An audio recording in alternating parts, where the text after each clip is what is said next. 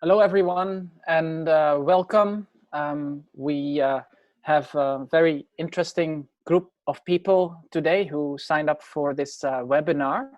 I see that some people are still joining last minute, so we'll give them just a few minutes only to come back in. After all, we will be recording this webinar as well, and we will be publishing it. So that will be fine. So we have a number of universities from the Netherlands, China.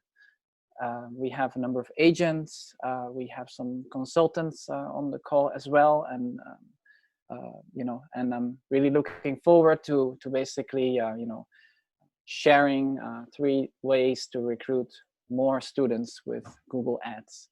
All right, so let's get started. And I'll be very quick about that. For those of you who don't know me yet, my name is Gus, and I'm an online marketer. I wrote the book Successful Student Recruitment with Google Ads. And the way I actually got to write about that is that I haven't only worked with educational institutions, but over time I found that my interest really lies in helping education institutes to market themselves. And I've worked with some larger institutions. I've also worked with smaller language schools and startups as well. And I've just found out that although there is definitely a lot of things that you need to do right if you do search engine optimization or Google Ads that applies to every single industry, it's very different if you're recruiting students. I mean, it's a game on your own, and and I found that there wasn't really any book yet that broke down the best practices specifically for search if you're looking to recruit more students. And so let's jump right into it. I will do the presentation. That will take about 40 minutes, I guess. If you have questions in between, then please put them in the chat and the general chat, and we will get to those at the end of the webinar. So the first tip is to zoom out. So some of you may actually have been inside the panel at Google Ads and managing a campaign. And not that long ago, Google introduced something like the campaign optimization score. So this will tell you, what other things you can do to make your advertising campaign better. And the thing is, once you've done these, then in 1 or 2 days there will be more things that you can do. And so basically Google has made this whole advertising into a never-ending online game.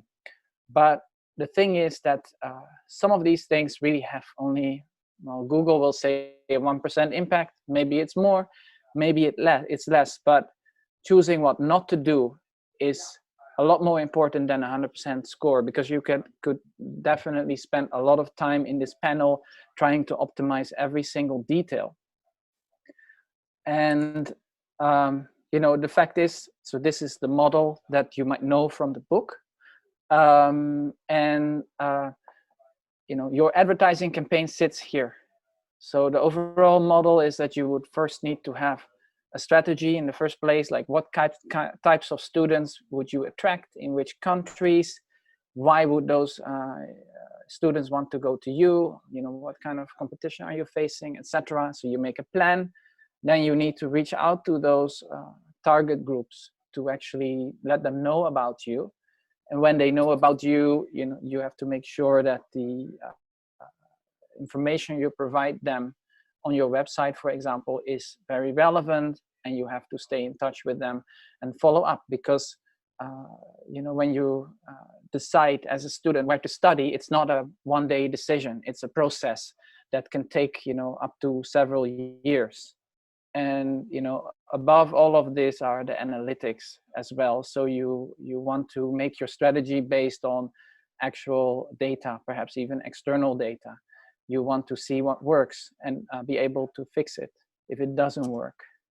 So you won't achieve anything, any result, unless everything works. So many times, if your campaign is fairly good and fairly stable, you can get a much bigger impact finding the broken link in your recruitment chain. And that could be that you're missing out on huge opportunities because you haven't really thought about your strategy, or it could be because you're not really monitoring the performance of your entire recruitment process very well, and so you're missing out on things that break along the way.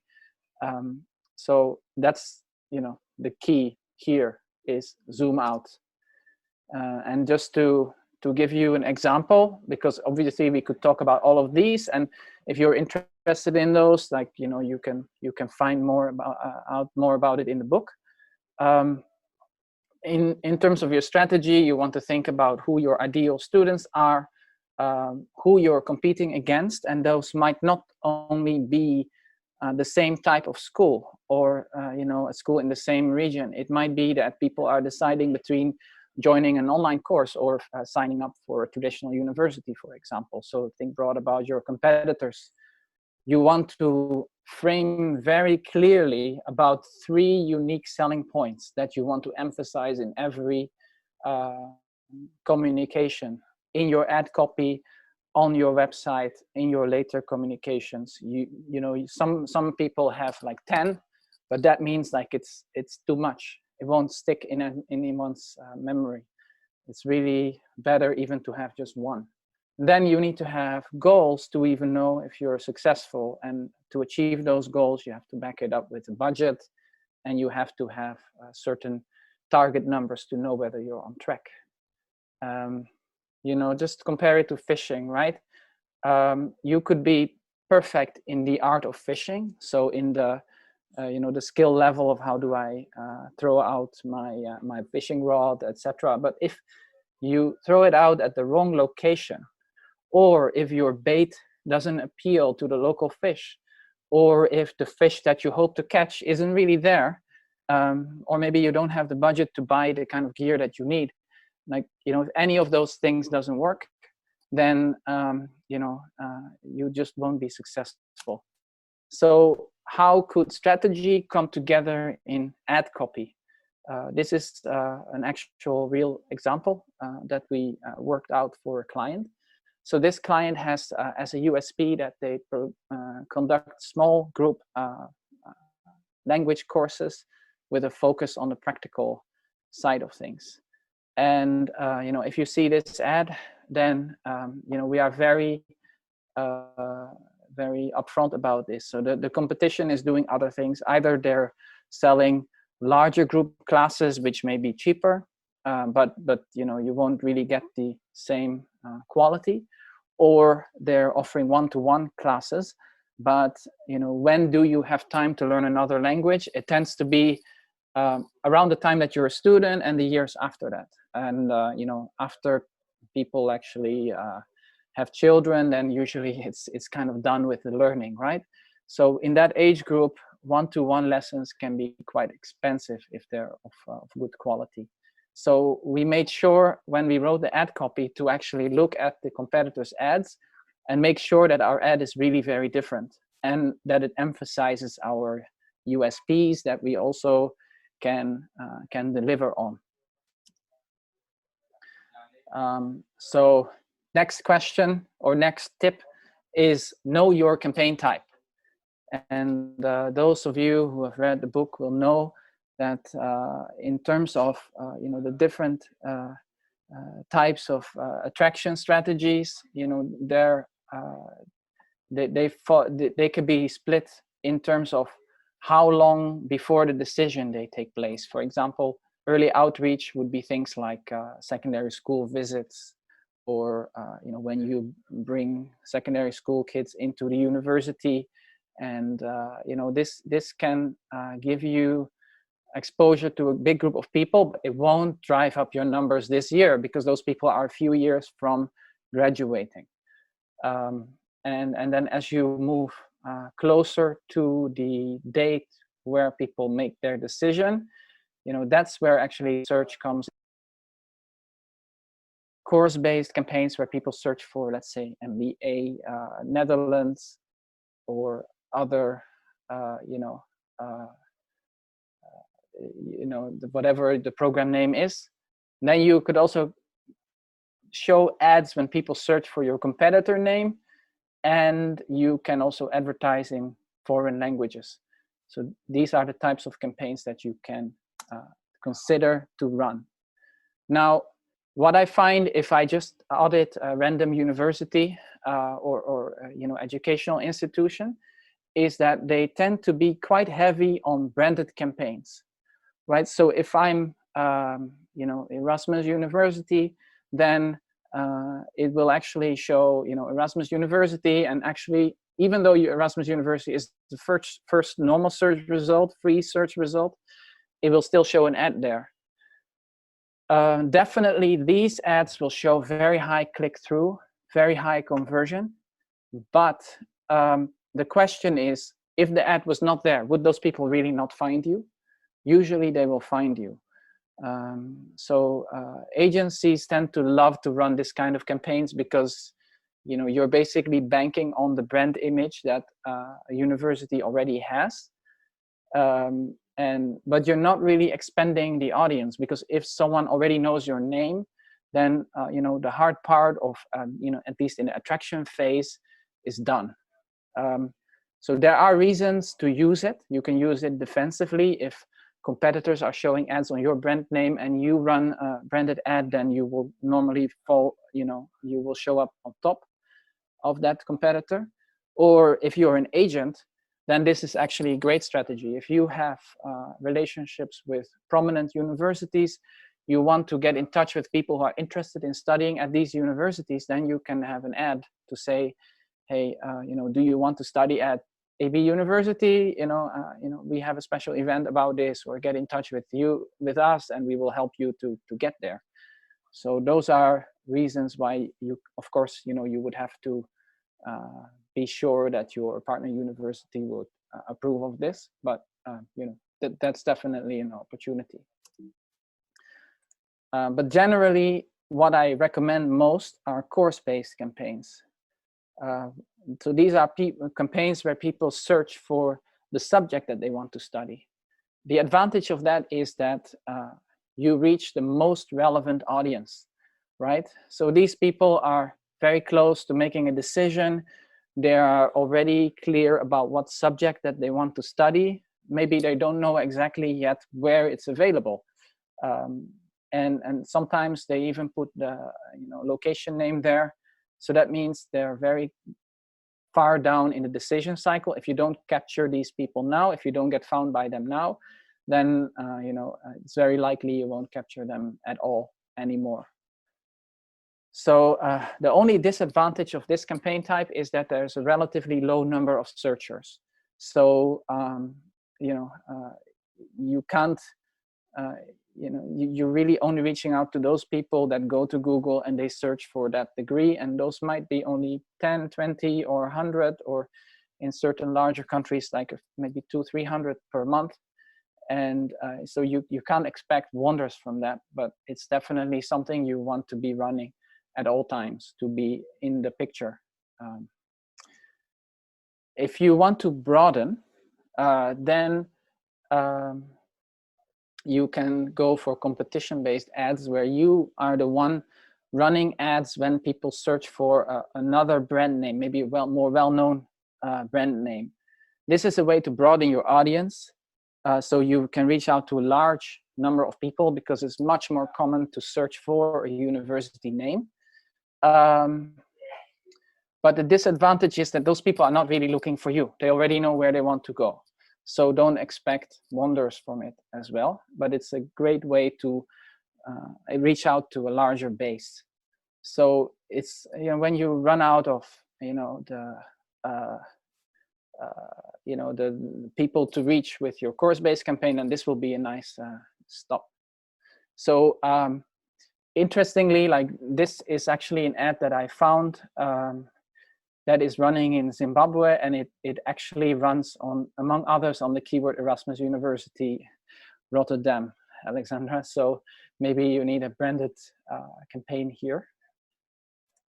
The last type that I'll touch on is the foreign language campaign. If you are very determined to recruit more students in a specific country, then it helps to reach them in their own language.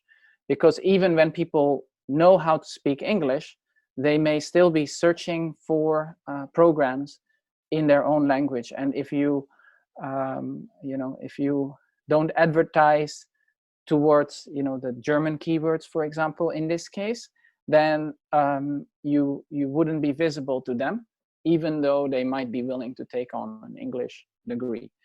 Of course, this has disadvantages as well, because once people are in sort of, their home, in their mother tongue mode, so to say, it will be very awkward to suddenly, from a German ad, switch to an English page.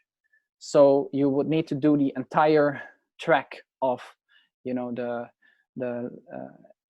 ad copy to the landing page, and most likely, it will be best if you even have some German speakers, in this case, on your staff as well.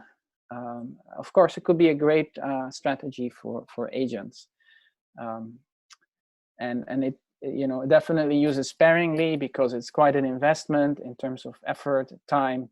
But if you really determine, then this can be one way to broaden your exposure in specific markets. So in short, before optimizing your existing campaigns, think about which types of campaigns you should be running. Should you be running a branded campaign in the first place? Are you able to allocate some of the budget from this branded campaign and to emphasize specific course types? Because that's where you will find people who are ready, who are looking for a course, and they will be, they will be very warm and interested, and they might just not know that you exist. So, and that brings us to the third and final tip, which is adapt. And of course, I'm talking about COVID here. So, this is a screenshot from a dashboard that we worked on for a client. And so you can see that Singapore started its lockdown in early April. We actually increased our exposure. We also got a lot more inquiries in April. So how did we do that? Now, of course, we had our strategy there. We had our established strategy. We were tracking certain goals. We had campaigns in place. We had thought about what testimonials, how to make the page look. And in short, we basically had to rethink everything. We had to cross it out, and we had to go step by step by step to rethink, how should we address this. So we changed the product. We started to advertise live Zoom lessons instead of on-premise lessons.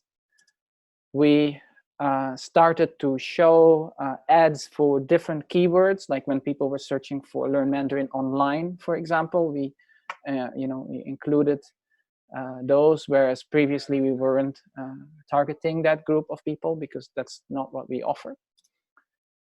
We also broadened the geography, so we went to advertise the lessons in other countries, which may also be on lockdown, and it actually doesn't matter, right? If you if you can't go to the physical location, then suddenly all of these geographic limits are actually gone. So we took use of we made use of that opportunity as well. And in the ad copy, we very specifically mentioned, and this was Singapore. In Singapore, they talk about the circuit breaker, where many countries would talk about a lockdown. And so we specifically mentioned that to really acknowledge what is going on and that we know it. We included guarantees, because obviously the decision to sign up for anything at all let alone a language course, is always, going to be impacted by the fact that we don't know what things will look like in 6 months from now. So we included an option to switch when in-person classes will start.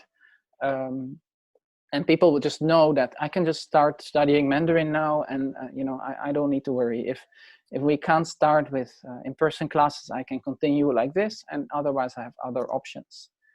We also discounted the price. We just wanted there to be zero doubt or friction, in people's minds when deciding to sign up. And we saw this as a way to actually an opportunity to increase market share. And of course, we had to rethink the landing page and be very clear about what the offer was. The advantage of online classes, of course, is that you can very easily do trial classes as well and let people experience what it's like. And that was, the trial classes were always a big part of the recruitment strategy, but we used to do them in person. We find that, if you do it online, then there's even a smaller barrier for people to actually decide to come and take a look and see if it's for them. So, I know not all of you work for a small, a language school and can make these decisions on the fly. So, this is not something every one of you would be able to implement so easily. But, just look at this search. I did this yesterday, MBA New York. And what I'm seeing is like these ads look like it's 2019. No one mentions, I mean, sometimes you do see ads, not here, but, other searches that I did where it mentioned online classes as an option, but no one actually acknowledges that we have a Corona situation and, the future is uncertain. It's, no one really addresses the elephant in the room here. And just by mentioning it, you assure people that, hey, I know in your mind, you probably don't want to throw away a whole year, but you have questions. How is this university dealing with the COVID situation? And all of these questions. So by mentioning that somewhere, working it in your ad, you gain people's trust. And of course you can't write an essay, in the ad copy, but you can later on when people click, and you can make mention of it on the landing page. And where possible, of course, we don't know how this pandemic will develop, but we can say, if this happens, this is what we will do. This could be in the form of guarantees, reduced prices. Not everyone has the same flexibility, but just communicating what is there, it will really, help to assure people that, they know if this happens, this is what will happen. And it will make people more comfortable to make a decision because you have helped them to reduce their personal uncertainty. And of course, this shouldn't be just done in the ad. This should be done everywhere, on your website, in your events, in your conversations, everywhere. So, so this is how we modified the ad. So you see that we mention right up front that all classes are now online. Live online, live online Mandarin lessons, maximum 8 students. So we wanted to keep the quality image up, even if it's online. And we mentioned reduced rates. Phase 1 and 2 reopening is actually where Singapore is easing out of its lockdown.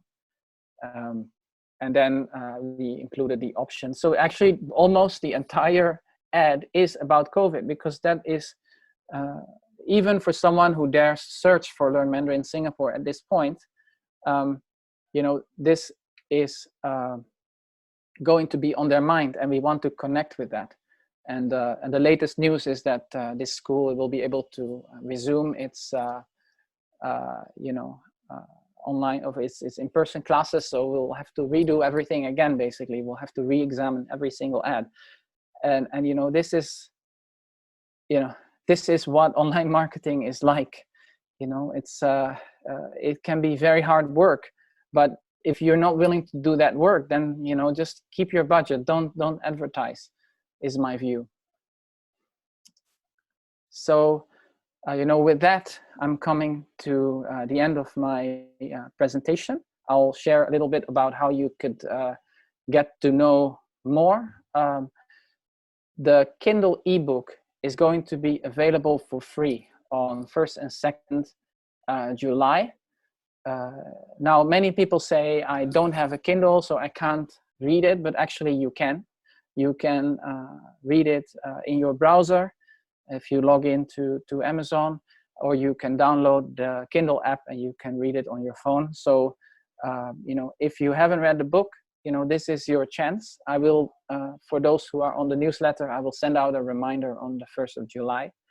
And do feel free to also share the news or forward, that with people that you think would benefit from this.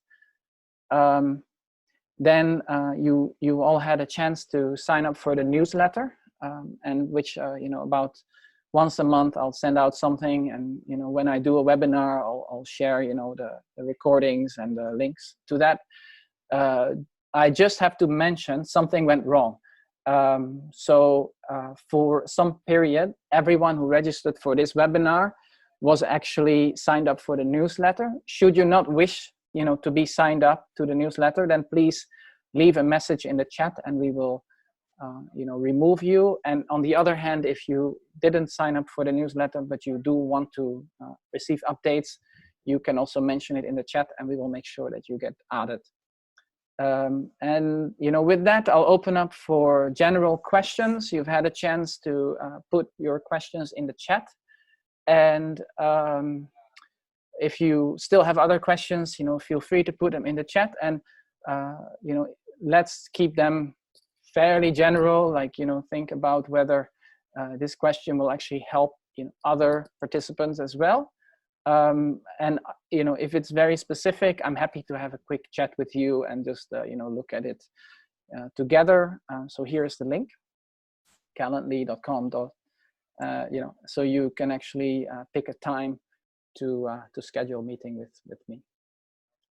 And with that, I'd like to open up for questions, if there are any. Mehedi, perhaps you can chime in. I don't know whatever came inside the chat.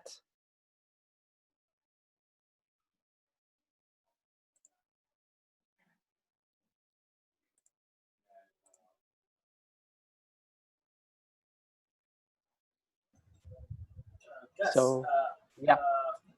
Andy wrote something. Say, do you have any idea for pricing, CPC, Yeah. etc.? Yeah. Obviously, dependent on the program and target audience. Yeah. So, Andy, pricing, since Google works on a bid system, it depends a lot on what keyword people are searching on. And it depends indeed a lot on which country that you are targeting. So in developed countries, it tends to be a lot higher than in developing countries. So that for agents, that would be an advantage. Business schools, I believe that you are from a business school. And business schools tend to have to deal with very high cost per click. The key thing is that your price also depends a lot on the quality of your campaign. So first of all, you want to prevent unnecessary. So let's say if a business keyword, it could easily cost, say, 5-6 euros is a very typical price. So you want to be very careful about avoiding unnecessary clicks, excluding like if a query has for example the word free, and people are looking for a free course, or they're looking for scholarships and you don't have any, then make sure that you exclude them. so that you save on unnecessary clicks. And besides that, you can lower the pricing a lot depending on the quality of your ad. So that's why I'm saying, think about your target audience, think about what they are looking for, think about what appeals to them. Because if Google sees that people are more likely to click your ad, then they are going to lower your pricing as compared to others. So a well-managed campaign will see its pricing per click go down over time. But then the big question, of course, is how much are you paying per lead, and eventually how many, what kind of amount are you spending per sign up. But there are so many factors that really you would need to, there are actually tools where you can check the cost per click based on the keyword and the country, and that will help you to get an initial idea. And then as you do the campaign, you have to track it religiously to see that you can bring it down. I hope that answered your question.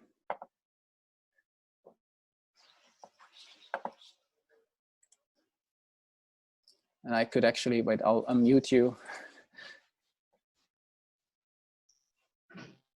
Hi, yeah, Andy. Hi, can you hear me?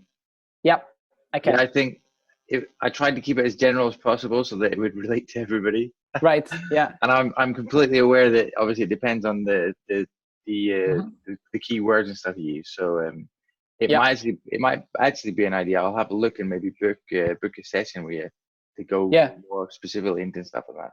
Yeah, it's easier because it really depends on the situation. I'll put a tool in the chat that will give you. It's a free tool, Ubersuggest, and it will give you sort of an estimated cost per click. But really, once you get going, you would find that it's it's an indication. It will give you an idea in terms of if you need to budget for a campaign, for example. But then once you really get into it, it tends to be quite different. Yeah, but I mean, just to kind of give a rough overview. Yeah. Obviously, things are never going to be exact, but it's like you said, exactly. In order to be able to budget roughly in terms of what I need to set aside for that kind of thing. Yeah, and I mean that's also something I cover in my book, right? So before you start a campaign, you really need to budget, like what am I going to expect from this budget, and and is that actually going to help me reach my goals? There's always a lot of unknowns, but at least if you can already factor in the knowns, you would know, right, where you are compared to your targets. That's it, exactly. All right. Any other questions? I'll be muting you now, Andy. Thanks for your question. Because if not, then I thank you all for your attention. It was great hosting you all. I'll give you no questions. Okay, thanks, Alexandra, for being there. And I hope it's been useful for you all. Have a great day or have a great evening, depending on where you are. And stay in touch. Goodbye.